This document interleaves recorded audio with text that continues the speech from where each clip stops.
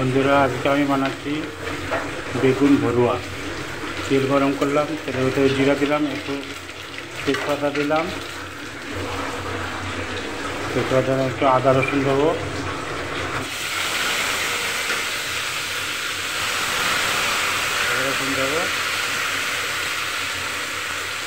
বেগুনের জন্য বেগুন ভরার জন্য বেগুনটা ফ্রাই করেছি, আলু ফ্রাই করেছি।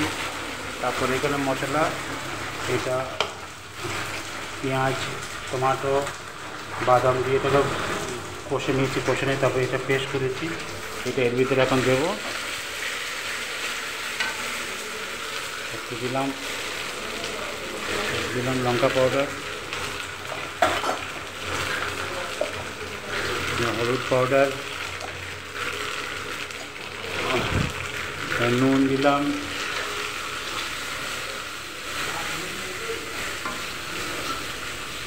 নুন দিয়ে তারপরে পেঁয়াজ আলু এটা পেস্ট বানানো হয়েছে, এই পেস্টটা ঢেলে দিলাম।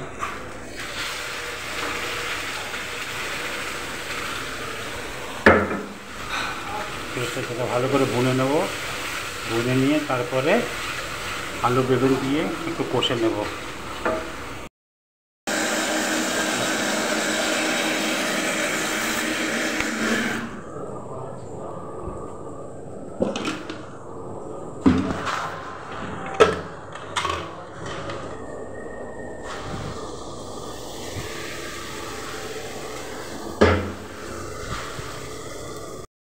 মশলাটা কষা হচ্ছে, তার ভিতরে আলুটা ঢেলে দিলাম।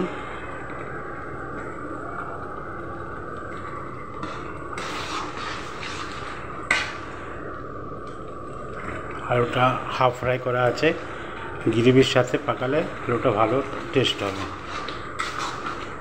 এটা ভালো মতো কষা হয়ে গেলে তারপরে লাস্টে বেগুনটা ঢালবো। একটু কাশ্মীরি চিলি পাউডারও দিলাম, রঙটা ভালো হবে। জল দিলাম, জলটা দিলাম একটু,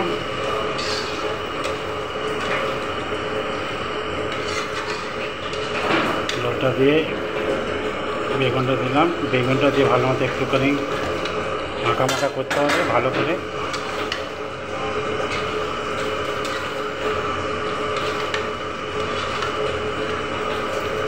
পাকিয়ে নিলাম,